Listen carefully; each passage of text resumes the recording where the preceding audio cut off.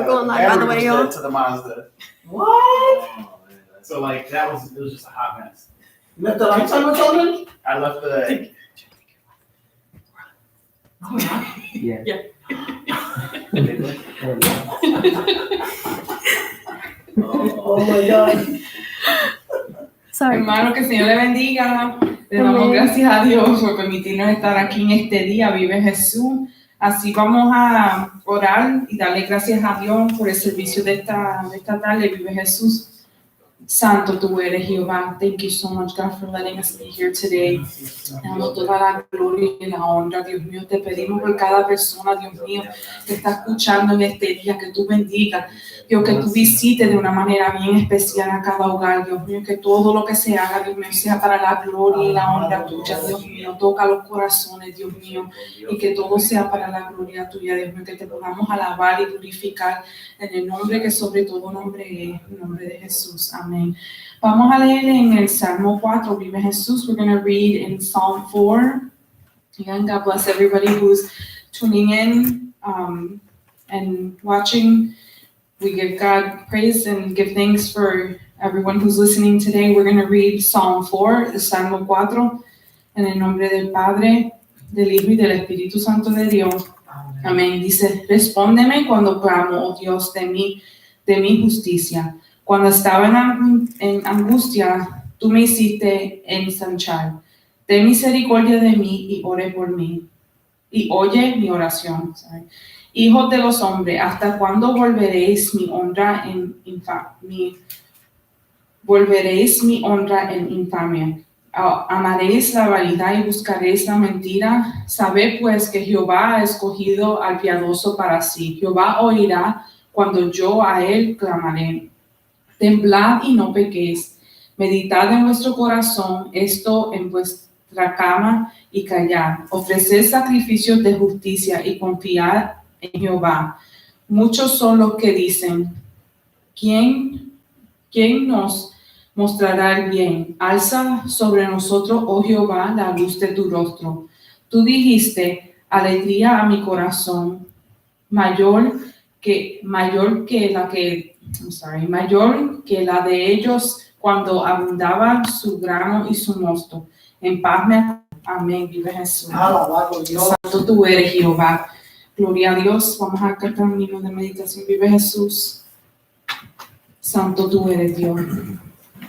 Adoraré a mi Señor. Yo entraré en su santo templo para adorarle.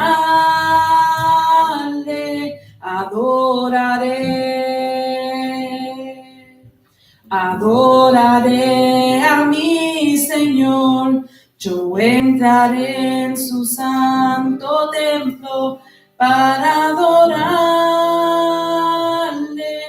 Conmigo bueno Él ha sido, su misericordia sobre mí. Con todo el alma y corazón yo le adoraré.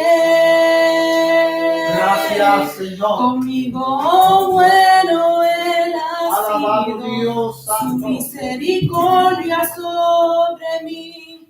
Con todo el alma y corazón yo le adoraré a Él. Adoraré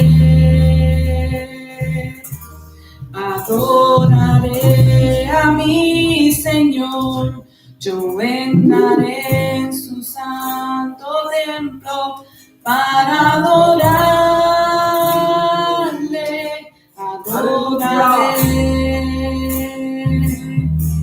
Adoraré a mi Señor. Yo entraré en su santo templo para adorarle. Conmigo bueno Él ha sido, su misericordia sobre mí. Con toda el alma y corazón yo le adoraré. Conmigo bueno Él ha sido,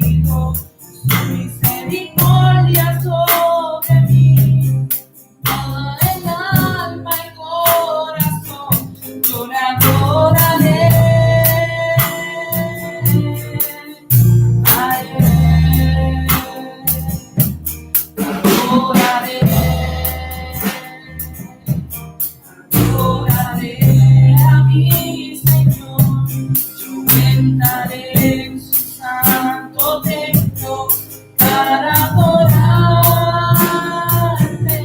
adoraré. Adoraré a mi Señor, yo entraré en su santo templo para adorarte.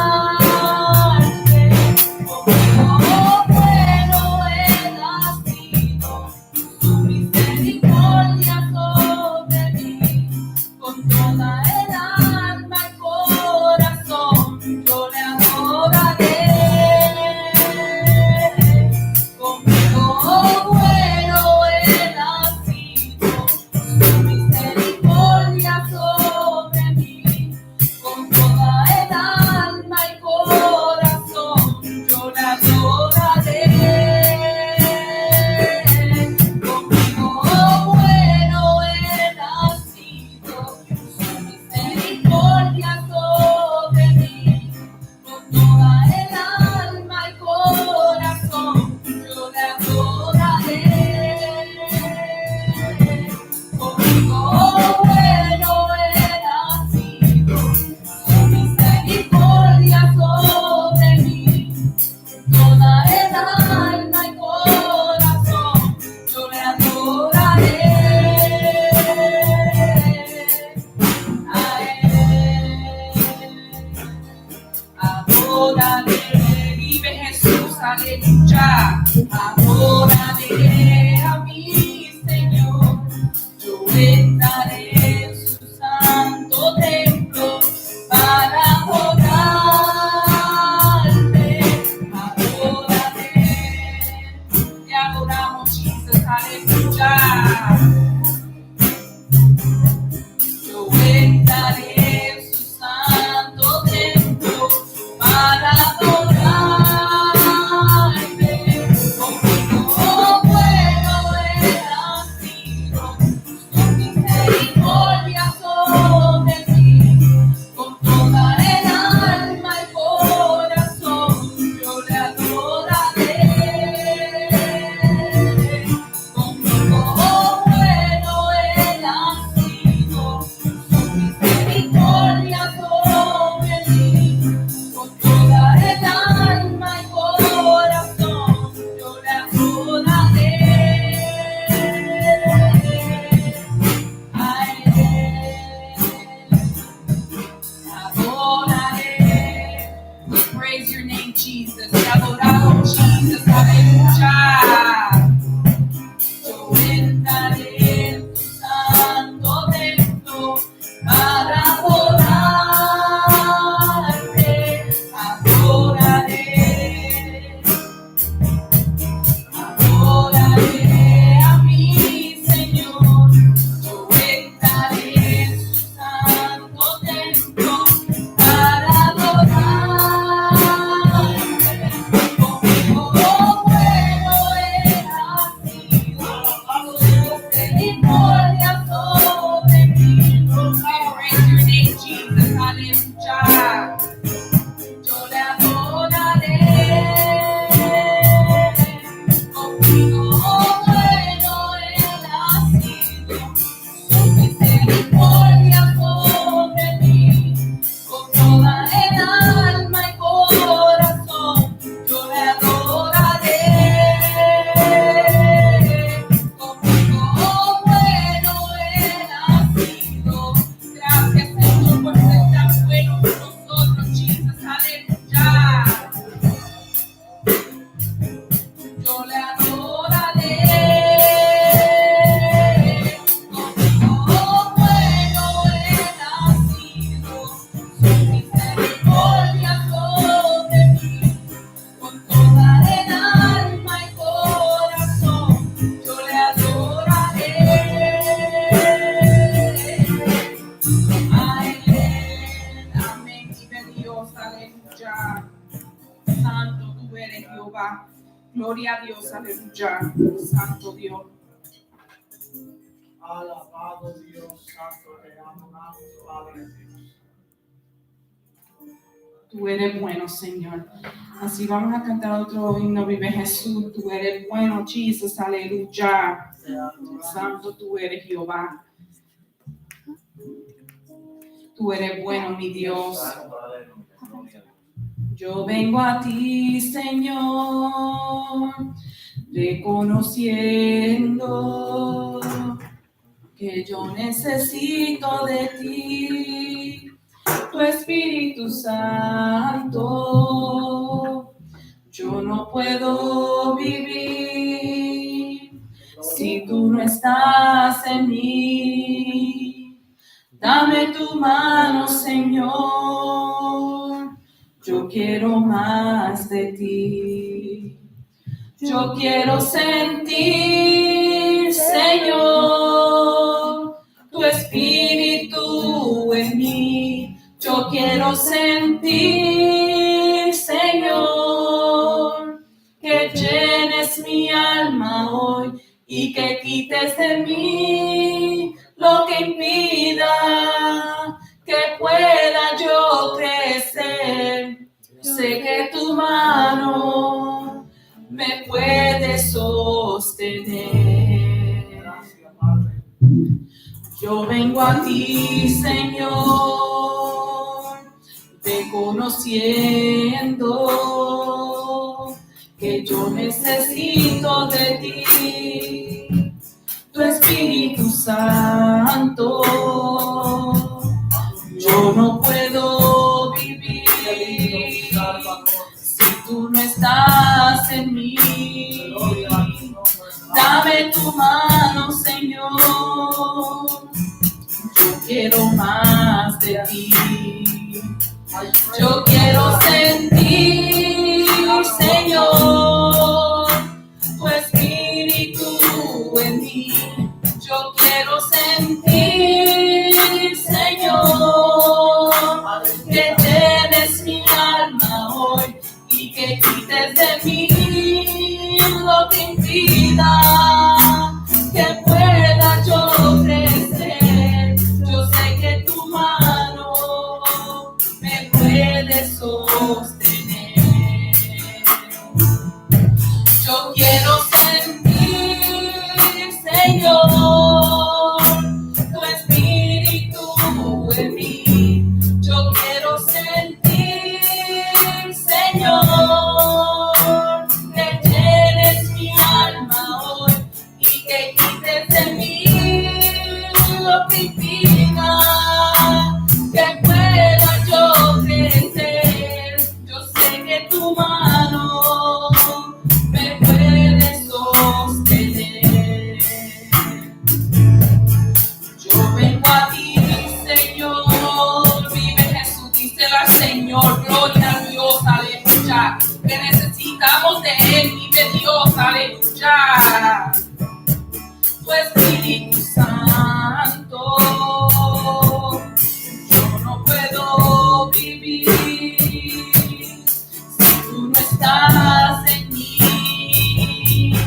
Dame tu mano, Señor, yo quiero más de ti. Yo quiero sentir, Señor, tu Espíritu en mí. Yo quiero sentir, Señor, que llenes mi alma hoy y que quites de mí lo que impida que pueda yo crecer. Yo sé que tu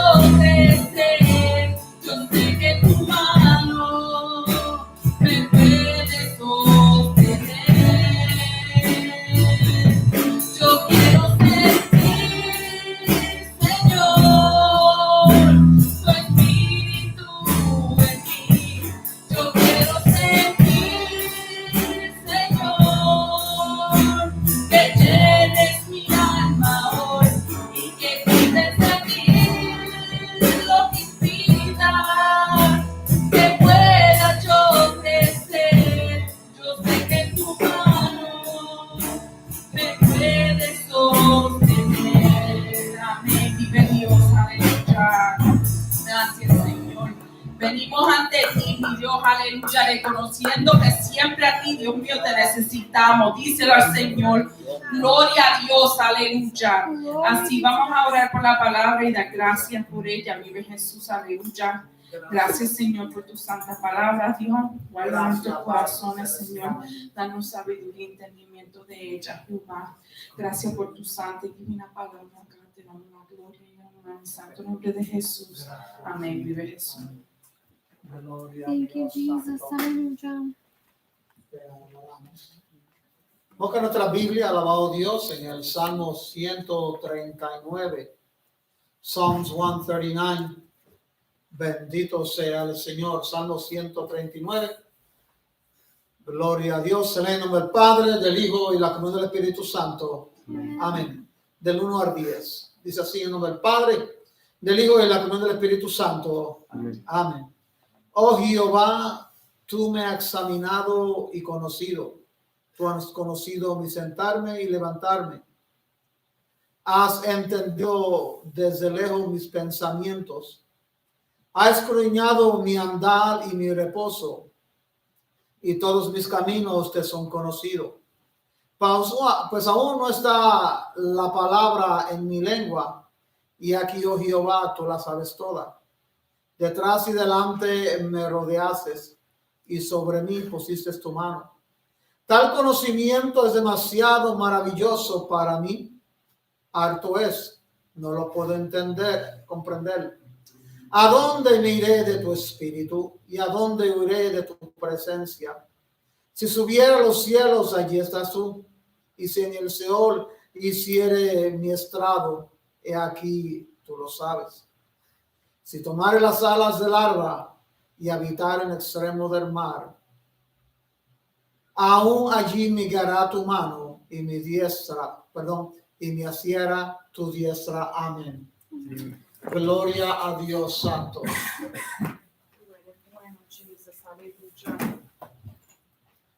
Así vamos a cantar otra canción, Vive Jesús, antes de pasar a la predicación. Vive Dios, aleluya. Santo tú eres, Jehová. How great is our God. Amén. Tú eres bueno, mi Salvador, aleluya. The splendor of a king, clothed in majesty, let all the earth rejoice. All the earth rejoice. He wraps himself in light, and darkness tries to hide, and trembles at his voice, trembles at his voice. How great is our God. Sing with me, how great is our God. And all will see how great is our God.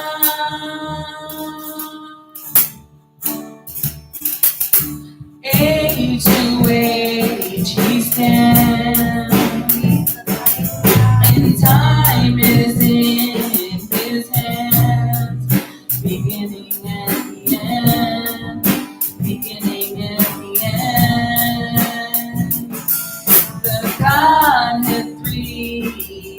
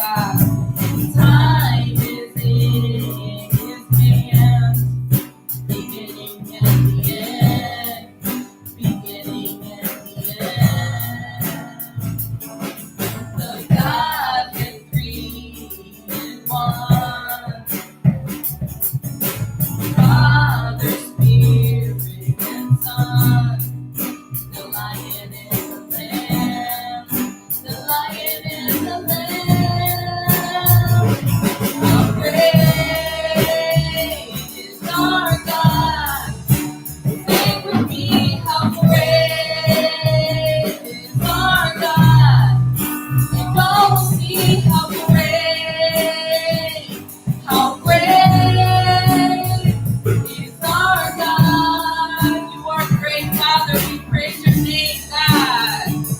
How great is our God. Sing with me, how great is our God. And all will see how great is our God. Name above all names. You are worthy of all praise. And my heart will sing how great is our God. Name above all names. You are worthy of all praise. And my heart will sing how great is our God. How great is our God. Sing with me, how great is our God. We love you, Jesus. Hallelujah. We praise your name, God. Is our God. How great is our God. Sing with me, how great is our God. And all will see how great is our God. Amen. Hallelujah. You are great, Lord. Hallelujah. Our God is so good. Amen. Hallelujah. Hallelujah. We praise your holy name, Jesus. Thank you, Lord. Thank you, Lord. Hallelujah. Santo tú eres, Jehová. Vamos así. Let's all pray for the word that is about to be received. Vamos a así orar por la palabra que Dios va a traer en esta tarde. Vive Jesús. Aleluya. Gracias te damos, Señor Dios mío, por esta oportunidad que tú nos permites, Señor, estar en tu casa, Jehová, y esos hermanos que están y amigos que están escuchando, Dios mío, que tú, Señor, siga glorificándote, Dios mío, Señor. Yo sé que tú estás aquí, pero tú también estás donde quiera que ellos estén, Dios mío, que tú los bendiga, Dios mío, y que estemos atentos con corazones abiertos, Dios mío, a lo que tú quieras hablar en esta noche, Dios mío. Te damos toda la gloria, Señor, te damos toda la honra, Dios mío, y así te lo pedimos, Dios mío, que tú hablas, Dios mío, en nuestra vida, en el nombre que sobre todo nombre es Jehová. Gracias, Señor. Amén. Aleluya. Amén. Jesús. God bless you guys. How great is our God, amen? Let's look in our Bibles in Exodus chapter 14. And we're going to read verses 10 through 15. Vamos a leer en Éxodo capítulo 14. Vamos a leer los versículos 10 al 15. En el nombre del Padre, del Hijo y del Espíritu Santo. Amén. El faraón iba acercándose cuando los israelitas se fijaron y vieron a los egipcios pisándoles los talones, sintieron mucho miedo y clamaron al Señor. Entonces le reclamaron a Moisés: ¿acaso no había sepulcros en Egipto que nos sacaste de allá para morir en el desierto? ¿Qué has hecho con nosotros? ¿Para qué nos sacaste de Egipto? Ya en Egipto te decíamos: déjanos en paz. Preferimos servir a los egipcios. Mejor nos hubiera sido servir a los egipcios que morir en el desierto. No tengan miedo, les respondió Moisés. Mantengan sus posiciones, que hoy mismo serán testigos de la salvación que el Señor realizará en favor de ustedes. A esos egipcios que hoy ven, jamás volverán a verlos. Ustedes quédense quietos, que el Señor presentará batalla para ustedes. Pero el Señor le dijo a Moisés: ¿por qué clamas a mí? Ordena a los israelitas que se pongan en marcha. I'm going to read in English. As Pharaoh approached, the Israelites looked up, and there were the Egyptians marching after them. They were terrified and cried out to the Lord. They said to Moses, was it because there were no graves in Egypt that you brought us to the desert to die? What have you done to us by bringing us out of Egypt? Didn't we say to you in Egypt, leave us alone, let us serve the Egyptians? It would have been better for us to serve the Egyptians than to die in the desert. Moses answered the people, do not be afraid, stand firm, and you will see the deliverance the Lord will bring you today. The Egyptians you see today, you will never see again. The Lord will fight for you. You need only to be still. Then the Lord said to Moses, why are you crying out to me? Tell the Israelites to move on. All right, we can be seated. So today we're going to be talking about the new normal, looking forward to the new normal. And just want to say thanks to Elevation Church and Stephen Furtick, who preached this message a couple weeks ago, and a lot of what you're going to hear today is based on that message. So I want to give them credit, and we'll continue to pray for their ministry as they reach a lot of people around the world. But as I heard the message a couple of days later, I found myself playing with my son, and then it's really what kind of hit that message home for me. And I'll get to that in a second. It's just good to be here today, and it's been good to continue to try and continue with some sort of piece of normal as we deal with this thing called COVID-19. And during this time, we've needed to be creative. We needed to figure out new ways to connect with each other. This morning, as we were trying to engage in Bible study, the Zoom call didn't work, and we were frantically texting each other to try and let's figure this out so we can continue to study on the Word. We needed to be creative to find new ways to connect with family and friends, and quarantine has affected each of us differently. For some of us, honestly, this is probably the best thing ever. I get to be locked in my house every single day. I don't have to go anywhere. All I need to do is be on the couch and watch TV. If I have to go to work, I'll go to work. For some of us, this has been the most horrible thing, whether you've been sick or perhaps you've encountered a financial situation because your job has been affected. It's affected our routine. It's affected our relationships, our ability to go out. I can't go to the store whenever I want to. It's been this crazy roller coaster over the past couple of weeks. And what we have found ourselves saying often was, I can't wait to go back to normal. I can't wait to, there's nobody even here to answer me, so I don't know why I'm going. I can't wait to go back to normal. I look forward to the day that I can go back to normal. I can't wait to go to Walmart whenever I feel like it. I can't wait to, and we find ourselves just constantly thinking these things. And as I was thinking about this message, then things change again. With just a couple of days ago, the stay-at-home order for Wisconsin was adjusted again, and there was something inside of me that said, well, I was planning on being at home till May 26th, and I was just getting used to this like new normal, and now this is changing again. But what does this mean? And I started looking up articles, and I'm asking Jolly, well, does it mean that we can hang out with family again? Does this mean that we can be at church again? Like, when can this get back to normal? And that's what we're going to be talking about today. That question of asking ourselves, when can this get back to normal? And I think what God is trying to tell us that normal isn't what we think it is. And things probably will never get back to normal.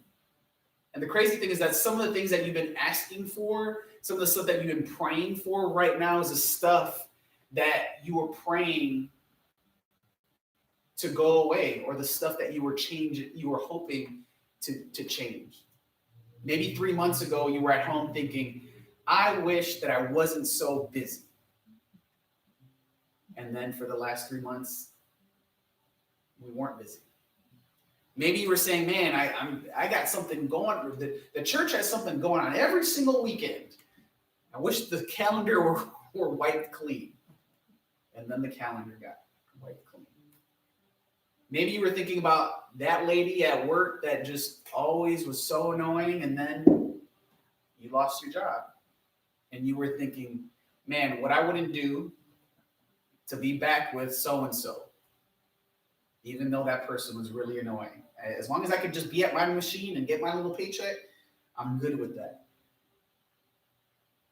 But why is it that even as Christians, we always seem to, when we know that we serve a God who's always moving forward, who bases his whole entire, the gospel is based on resurrection, on something new starting, and yet we seem to always want to look backwards when across the Bible, God says, I'm going to do something crazy different. I'm going to do something crazy new. I'm going to start something new. And then yet we want to go back to normal. And God wants us to go to a new normal. He wants to push us to say, I am doing something new.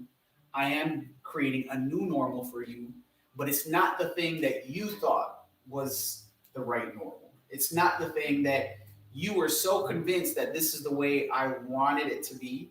It was the way that we were stuck in our ways. So when we go back to this chapter in Exodus, we see that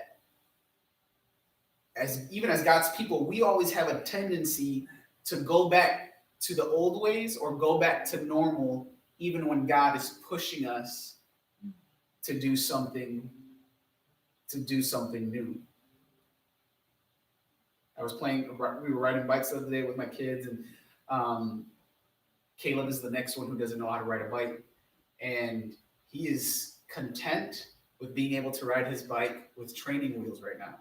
And the next push is, no, real soon, like, hey, Caleb, are you ready to try it with our training wheels? Nope, I'm good. Right the way it is. I remember when Gabe first tried learning and he fell off for the first time. He's like, no, I'm done with this. I want to go back. I want to go back to the training wheels. I want to go back to the way I know it's comfortable. And yet, God is doing something all along. And we know that faith is what looks forward, not backward. So when you think about the Israelites have been they have been slaves for 430 years. We were under quarantine for 2 months, and yet the Israelites were slaves for 430 years. So if you were born in Israel, you didn't know anything different except I live in the desert. There's this guy who yells at us every single day to get to work, and I need to move bricks. And you were a slave. That's it. That's all you knew. That was the normal. You didn't know better. You didn't have any idea that maybe what would it be like to live in the palace? There were no stories of I remember back when the good old days were better, because those were all they were just that was always the way it was for 430 years. And yet we fast forward to the verses that we're reading and we see that they are now in front of the Red Sea, and they're yelling at Moses to say, look, why did you bring us out here? Because this is crazy. This is different. This is new. I would have preferred to die back over there. I would prefer to be a slave than to be right here, right now. And there's even a portion as Moses is trying to get them out of Egypt, where Pharaoh had made things tougher for the people. And he said, look, now you want to complain about the work you got to do? Now you can just go ahead and make your bricks without straw. And he made it even tougher. So then for a period of time, they're making bricks without straw. And this is all they knew, that this was just the way it was. And during this time, they just got used to, the phrase was, they just got used to living life with never enough. You just got used to, well, he said we got to make more bricks without straw, then this is just what it is. I got to wake up every morning to make 100 bricks, and I only get one water brick. It's never enough, but this is this is what you got to do. This is just the way it is. And I think there's times in our life, and for the majority of us, that we operate under that same mentality, that it's never enough. A couple of weeks ago, and I brought it up a couple of times, a couple of months ago, I talked about like, what are you looking for? And we constantly try to, or feel like it's never enough. And we get used to like operating under that same thing. So we try to fill ourselves with fake relationships on Facebook, or we try to buy the latest new shoes, or we try to go shopping all the time, or spend more money than we have. We're always feeling like we're looking for something. And yet God tells us that I am enough. And they're leaving their home, they're leaving being slaves, and Moses is leading them on the way. And instead of seeing that as a blessing, they're seeing it as like, wait a minute, I don't know what this guy is taking me to. I don't know this thing. I don't know this new thing. It seems like God is doing, but I don't get it. So because I don't get it and it's scary, I think I'd prefer to just go back and put my training wheels back on and stay where I'm at. I prefer to go back to normal. So let's break down some of these verses a little bit. So in verse 14, verse 10, as Pharaoh approached, the Israelites looked up, and there were the Egyptians marching after them. So they find themselves saying, I want to go back to Pharaoh. So Pharaoh is the one who fed you, and yet Pharaoh is also the guy that you were afraid of. Pharaoh represents fear. Pharaoh represents the enemy. And yet we prefer to go back to the thing that, as long as it gave me enough to get by, I felt comfortable there. I know I could ride a bike without training wheels, and it's so much easier, so much faster, but I don't know how to do that. So I prefer to ride my bike with training wheels, even though I can't move around very fast, even though the other kids ride past me, but it's comfortable. And maybe I won't scrape my knee. So there are a lot of things in our life that, as long as they meet that certain need at that right time, even though that thing is not good for us, we stick with it. Or we prefer to go back to it. And we depend on it. For some, that might be an addiction. For some, it might be that relationship. Man, this dude just ain't good for me, but because, well, it's just enough, then I'll just stay here. I'm okay. It's not really that big of a deal. Or maybe it's that girl. Or maybe it's that family member. Or maybe it's whatever it is. We continue to just go back to what we know. We continue to go back to what is normal. They were terrified and cried to the Lord. They said to Moses, was it because there were no graves in Egypt that you brought us to the desert to die? What have you done to us by bringing us out of Egypt? Didn't we say to you in Egypt, leave us alone? Let us serve the Egyptians? It would have been better for us to serve the Egyptians than to die in the desert. Egypt was killing them for 430 years, but it was their normal. Some of us were, as I mentioned earlier, we were praying for this 3 months ago. God, I need a change. I'm not happy. I want something different in my life. And God gave us different, real different, really fast. And it wasn't fun. You ever heard the expression, like, just rip the Band-Aid off? Sometimes you just got to rip the Band-Aid off. No, I just leave it on just a little while longer. No, God literally just ripped the Band-Aid off. So you want something different? You want something real different? You want more time? You want to spend less money? You want to be at home with your family and go back to the old days? Yep, here you go. Boom. And it was hard. The Israelites leave Egypt. The Band-Aid is ripped off. They are now in front of them, in front of the Red Sea. These were people who lived in deserts. They were building the pyramids of Egypt. I don't know what they all actually built, but it's probably one of those.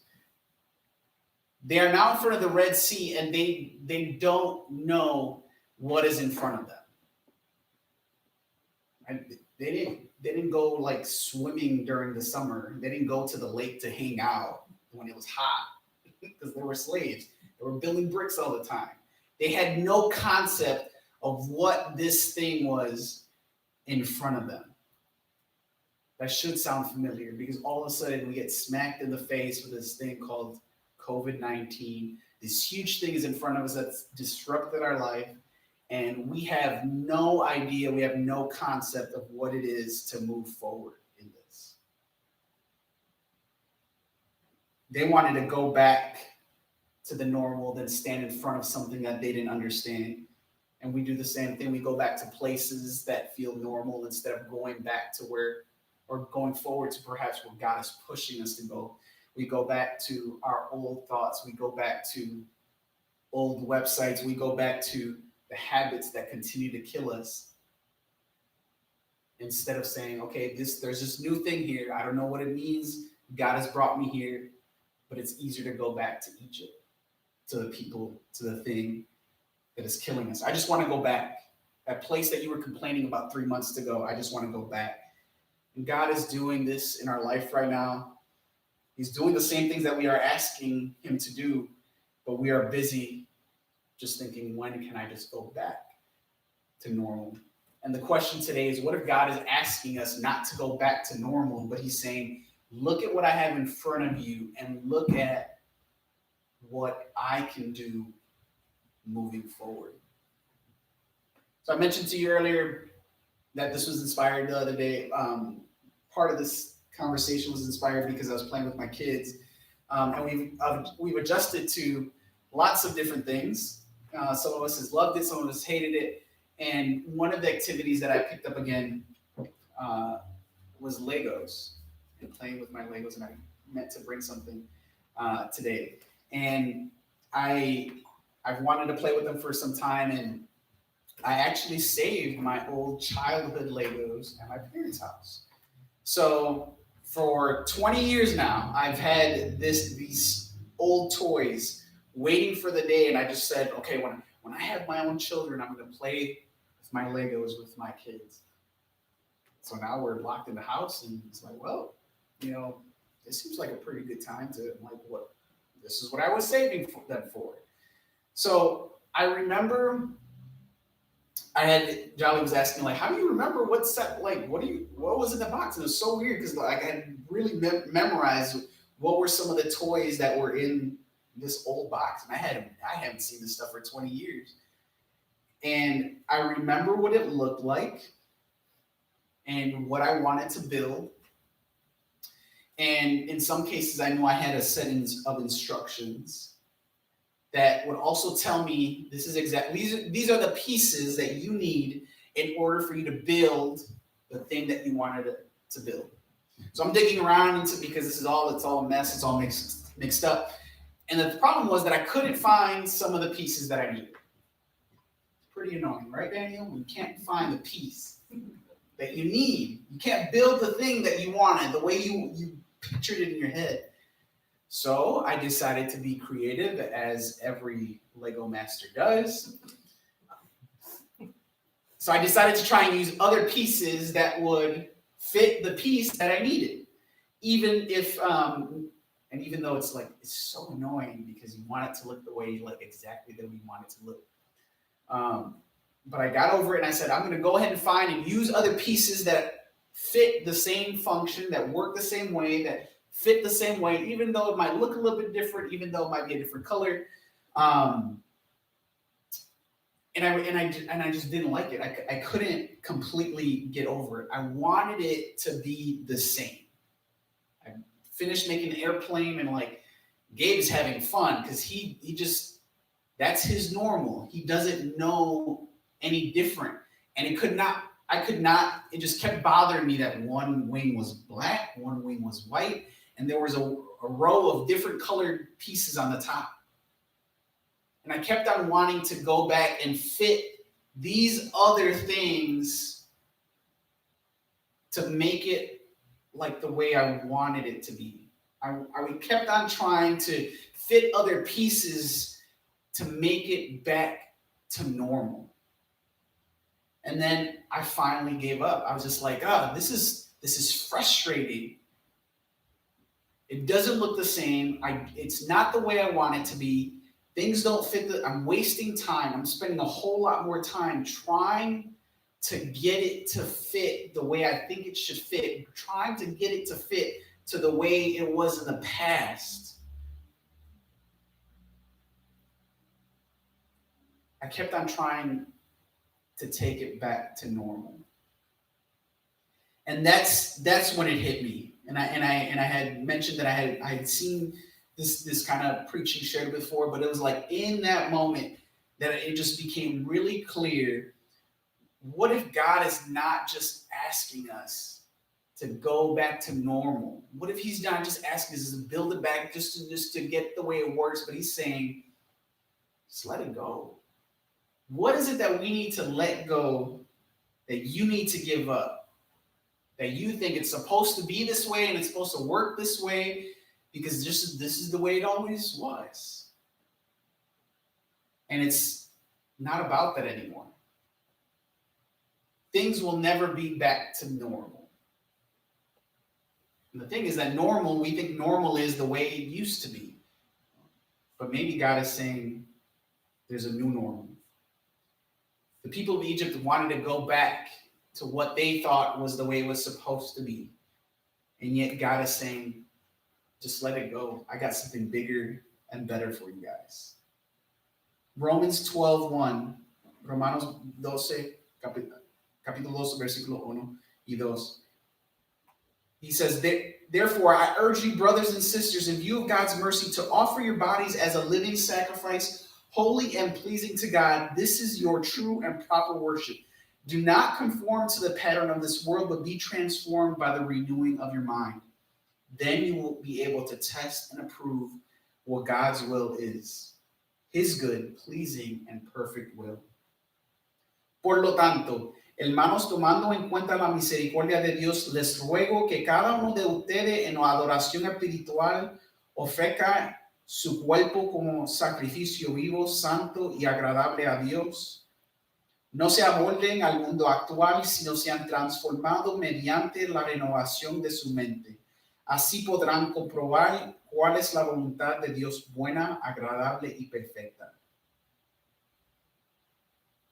The old days of worship and the old days of sacrifice was, I messed up, so I'm going to bring a bull to the temple, slit its throat. Things are good. I made my sacrifice, I brought it to the prophet, and it's good. And God is saying, and in this verses, I urge you, brothers, in view of God's mercy, to offer yourselves as a living sacrifice. Instead of offering bulls and pigeons and sheep and goats, the way we live our life, a reflection of Jesus' sacrifice.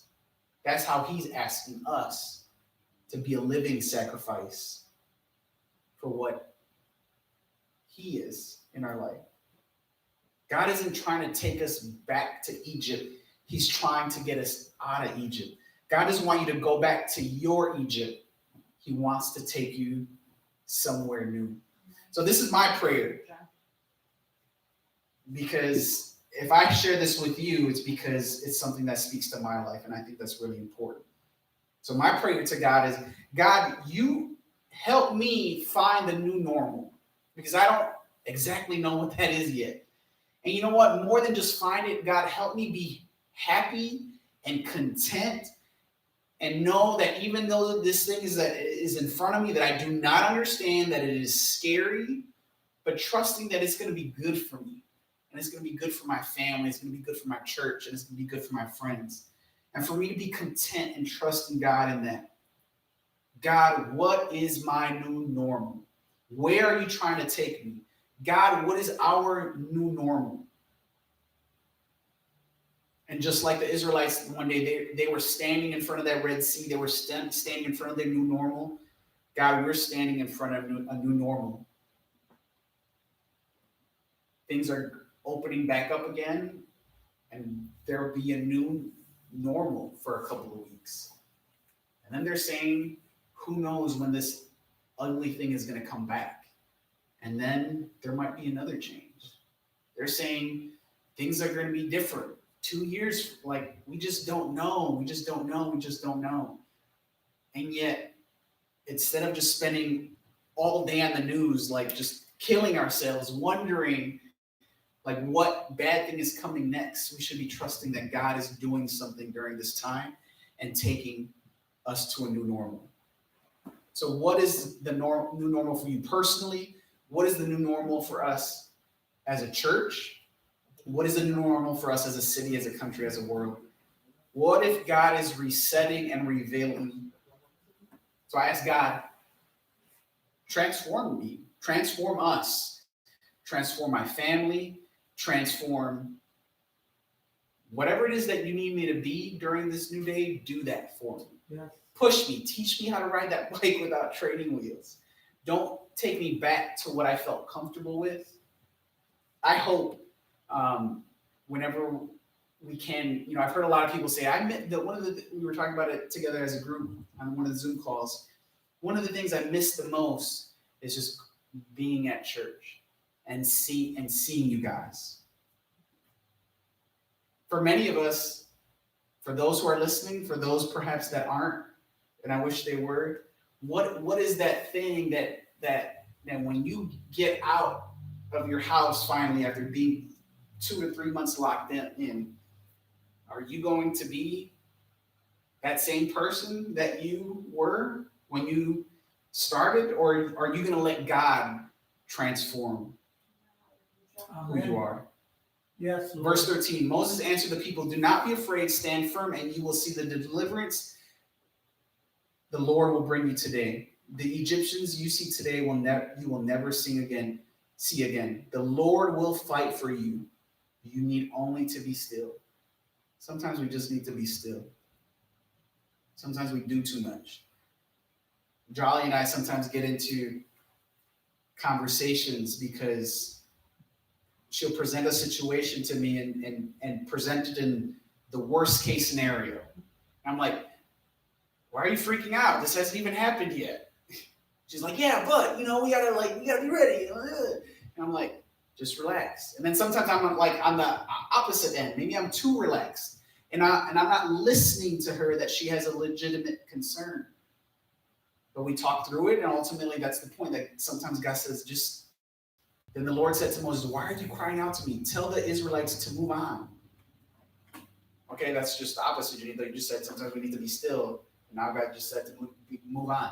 Sometimes you need to be still.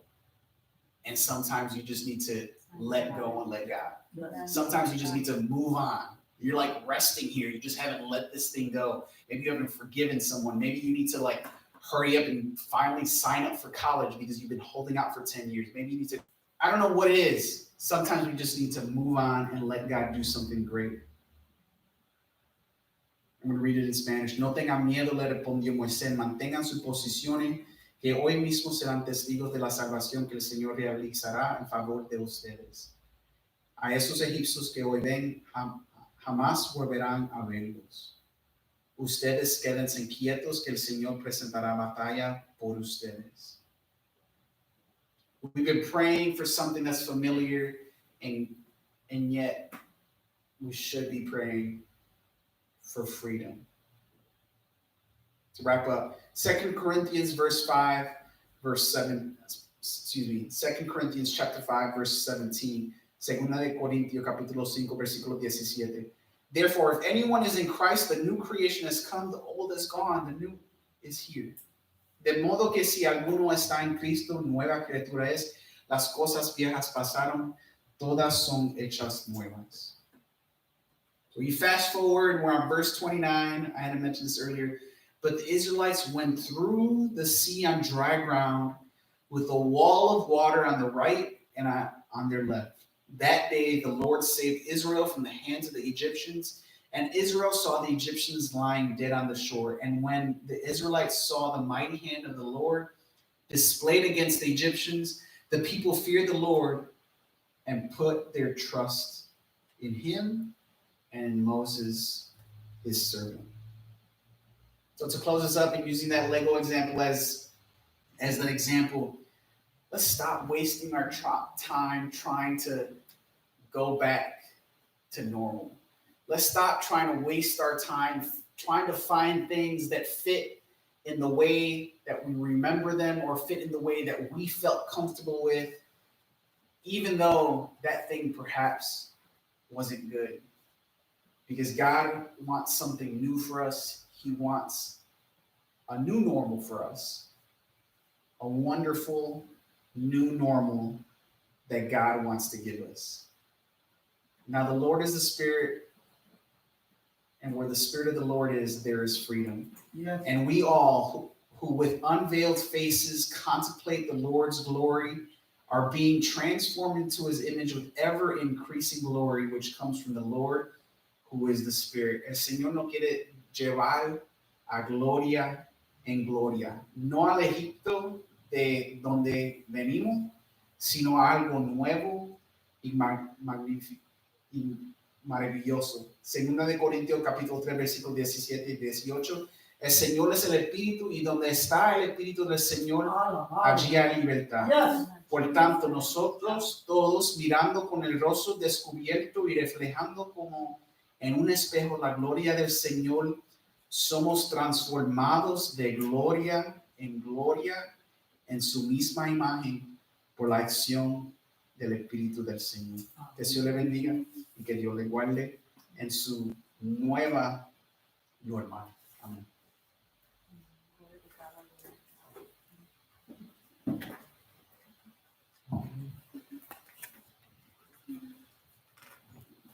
Gloria a Dios, Dios bendiga a nuestro hermano Junito. Poderoso es el Señor, qué lindo es el Señor, gloria a Dios. Me recuerdo un hermano que cuando predicó aquí dijo que si quiere lo mismo, pues haz lo mismo. Quiere algo nuevo, haz algo diferente, gloria a Dios.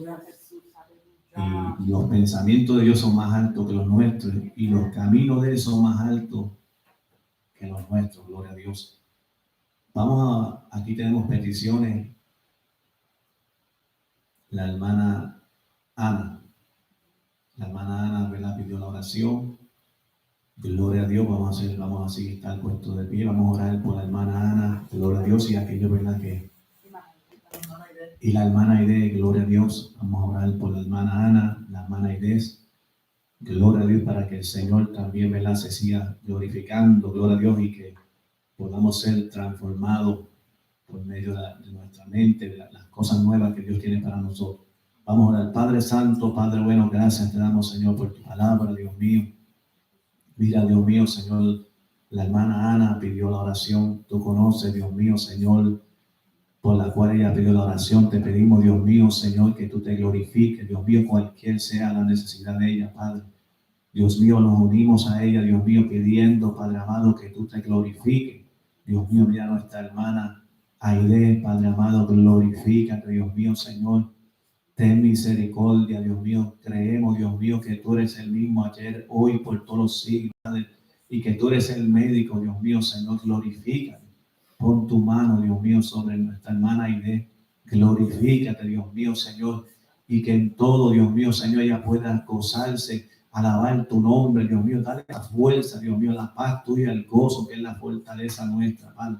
Gracias, Dios mío, Señor. Bendice esta palabra, Dios mío, Señor, que ha sido predicada, ha sido hablada, Dios mío, que esta palabra, Dios mío, Señor, produzca fruto en las vidas. Aquellos que han escuchado esta palabra, Dios mío, Señor, Espíritu Santo, que no se le olvide que, Padre amado, esta palabra, Dios mío, recuérdasela, Dios mío, Señor, y que podamos, Dios mío, buscar, Dios mío, Señor, mirar hacia el frente, Dios mío, que tú tienes cosas mejores, Dios mío, y que no miremos hacia atrás, Dios mío, Señor.